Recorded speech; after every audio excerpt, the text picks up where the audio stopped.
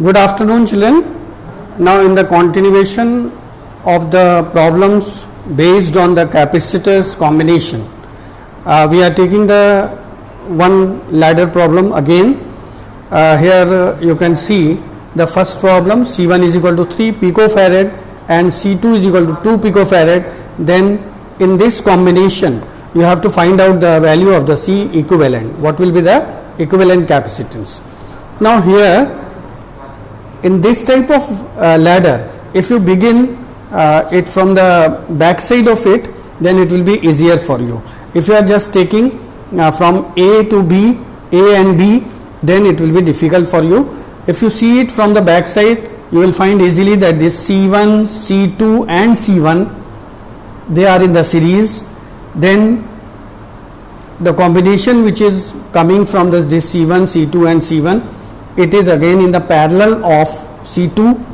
Then again this C1 and C1 and this the equivalent of these four, C dash, assume that will be in the series. Now sometimes the students are asking the question, sir, why we are just beginning this question from the back side of it? So nothing to worry in it.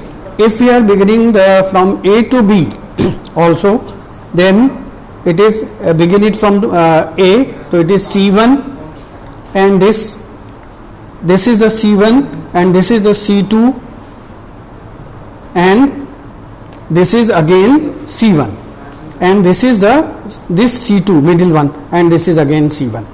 So very clear, this C1 and C2 and C1, it is in series. So in the series combination we can find it out. Now if this is the series, it is C dash and C dash and C2 both are in parallel combination, and then after this C1 and C double dash and C1, they are in the series combination. So if you understood, again I am explaining this from the back side, this C1, C2 and C1 are in the series. Whatever is the result coming, that is in the parallel combination of C2, and whatever the result is coming, that is again in the series combination of this C1 and this C1. So I think you understood this problem. Now see the question number second. Now here these three, this is C2, C3 and C4 are in series. 2, C3 and C4 are in series, and this C5 and C6, both these capacitors are in parallel combination.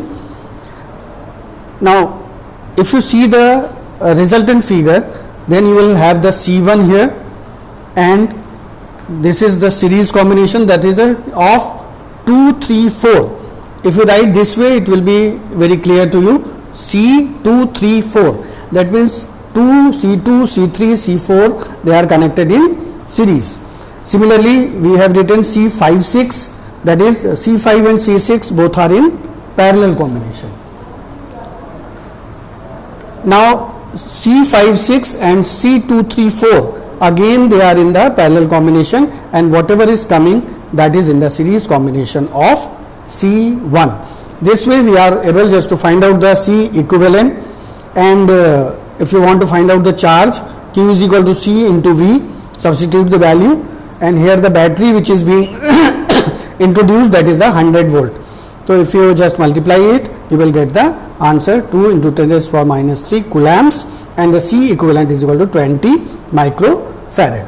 Now again the third problem we are taking, that is a infinite series. यहाँ पे बच्चों इसमें ये थोड़ा important problem भी है. इसमें concept ये लगाया गया है कि चूंकि ये इनफाइनाइट सीरीज है, तो हम लोग ये मान लेते हैं कि इस पूरे सीरीज का equivalent capacitor of this ladder अगर C है, तो इसमें अगर हम इस इनफाइनाइट सीरीज में एक लैडर और ऐड कर दें तो भी इसके कैपेसिटेंस पे कोई फर्क नहीं पड़ेगा, यानी कि इसकी इक्विवेलेंट कैपेसिटेंस C ही रहेगी. ये कॉन्सेप्ट यूज किया गया है. क्लियर? फिर से मैं एक्सप्लेन करता हूँ. इनफाइनाइट लैडर में अगर हम उसका इक्विवेलेंट कैपेसिटेंस C मान लेते हैं, तो अगर उसमें एक लैडर और ऐड कर दिया जाए, यानी कि इन्फिनिटी प्लस 1, तो इट इज अगेन इन्फिनिटी, वो इन्फिनिटी ही रहेगा और उसके कैपेसिटेंस पे कोई फर्क नहीं पड़ता है. Let the equivalent capacitor of the ladder is C. If we add one more set, C equivalent will be C only because it is the infinite series. तो हमने ये कर लिया कि यहां तक जो हमने जोड़ा था इस पूरे का लैडर का C हमने मान लिया है, और C के बाद एक सेट और ऐड करें 2 माइक्रोफैरेड का और 1 माइक्रोफैरेड का, तो ये C जो है वो इनके दोनों के पैरेलल में ऐड होगा. ये दोनों पैरेलल में है बिकॉज यहाँ से चार्ज डिस्ट्रीब्यूट हो रहा है दोनों जगह, 2 माइक्रोफैरेड में और 1 माइक्रोफैरेड में. तो C इज इक्वल टू, ये अगर 1 है तो प्लस ये 2C अपॉन 2 प्लस C हो जाएगा, और इसको सब्स्टिट्यूट करके एक हमारी क्वाड्रेटिक इक्वेशन बन जाएगी जो इस तरह से होगी C square minus C minus 2 is equal to 0. ये क्वाड्रेटिक बनेगी. The quadratic equation can be easily solve. It is यहाँ पे ये सॉल्व की जा सकती है आसानी से. Minus 2C plus C minus 2 is equal to 0 and you will get the value C minus 2 and C plus 1 is equal to 0. तो C is equal to 2 microfarad and C is equal to minus 1. So this minus 1 value of the capacitor it is discarded.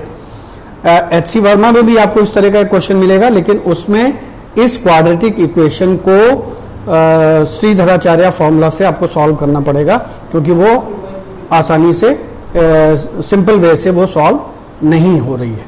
तो quadratic तो आप solve कर ही लेंगे, चाहे आप simple way से solve कर लें, चाहे अगर वो सॉल्व नहीं हो रही है सिंपल वे से, तो उसमें Shridharacharya formula that is minus B plus minus under root B square minus 4AC upon 2A लगा करके उसको हम लोग दो वैल्यूज उसकी कैलकुलेट कर सकते हैं. See the question number 4. यहाँ पे भी हमें दिखाई दे रहा है कि 6 microfarad, this 6 microfarad and this 6 microfarad, ये तीनों सीरीज में हैं. इसके बाद ये 2 माइक्रोफैरेड इसके पैरेलल में आ जाएगा, और तो इससे C इक्विवेलेंट निकल आएगा, और Q ऑन ईच कैपेसिटर ये आपका आप ये कैलकुलेट करेंगे. और ये हम आपको होमवर्क के लिए आपको दे रहे हैं, केवल हमने फिगर बना करके दे दिया है, इसको हमने सॉल्व नहीं किया है. अब मुझे ये देखना है कि इतने क्वेश्चंस आप में से और उनके आंसर्स भी लिख दिए हैं जिससे आपको कोई भी प्रॉब्लम क्रिएट ना हो. C A का वैल्यू जो आएगा वो 4 माइक्रोफैरेड आएगा, B की वैल्यू 6 माइक्रोफैरेड कैपेसिटर की 6 माइक्रोकूलम, और 2 माइक्रोफैरेड में कैपेसिटर में 6 माइक्रोकूलम, यानी कि ये इक्वली चार्जेस डिस्ट्रीब्यूट हो जाएंगे. तो ये आंसर्स लिखे हुए हैं, आप इसको सॉल्व करने की कोशिश करिए जिससे कि आपको ये पता लग सके कि आप कितना कैपेबल हैं समझने में कैपेसिटर कॉम्बिनेशन, सीरीज और कॉम्बिनेशन में. 5th में भी मैंने सॉल्व नहीं किया है, इस क्वेश्चन को आप देखें. एक हिंट दे रहा हूँ कि ये चूंकि यहाँ से अगर आप देखें तो ये चार्जेस डिस्ट्रीब्यूट हो रहा है, तो ये दोनों पैरेलल में आएंगे. इसके बाद का पोर्शन आप अपने आप सॉल्व करें and get the answer which is being mentioned here.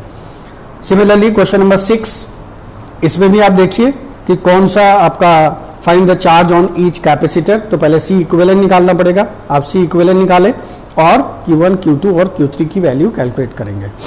ये CBSE 2004 में पूछा गया था, इसमें वैल्यूज दी हुई हैं, इसको भी आप सॉल्व करें. कहीं कोई प्रॉब्लम आती है तो आप इसको पूछ सकते हैं.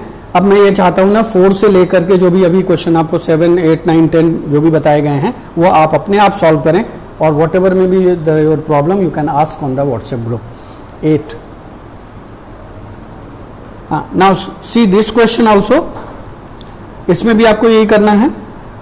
एक ये क्वेश्चन नंबर 9, इसको भी देख करके सॉल्व करिए. क्वेश्चन नंबर 10 और 11 आप आसानी से सॉल्व कर सकते हैं, क्योंकि इसको हम लोग टिप्स एंड टूल्स में इसको अच्छे तरीके से डिस्कशन कर चुके हैं. तो आपको अब ये आइडिया हो जाना चाहिए कि ये पैरेलल में जुड़े कॉम्बिनेशन में है कि सीरीज कॉम्बिनेशन में है. अब ना क्वेश्चन नंबर 12, इस तरह के क्वेश्चन, ग्राफ के क्वेश्चन बहुत पूछे जाते हैं, बोर्ड पूछ लेता है. तो इसमें अगर एनर्जी और C के बीच में अगर ग्राफ प्लॉट करें तो ये एक ऐसा ग्राफ दिया हुआ, कर्व्ड ग्राफ दिया हुआ है. तो U is inversely proportional to 1 upon C, क्योंकि फॉर्मूला है U is equal to Q square upon 2C. तो यहाँ पे क्या चीज कांस्टेंट रखनी है, ये CBSE सैम्पल पेपर का क्वेश्चन है. तो यहाँ पे Q अगर कांस्टेंट होगा तो 2 ऑटोमेटिकली कांस्टेंट ही है, तो U is inversely proportional to 1 upon C. और जब ये इनवर्सली प्रोपोर्शनल होगा तो इसका ग्राफ जो है वो कर्व्ड ग्राफ आ जाएगा. Thank you very much children. I do hope that you will solve all the questions, and if any queries, without any hesitation you can ask to me or the Aisha ma'am to whom you are feeling good on the WhatsApp group.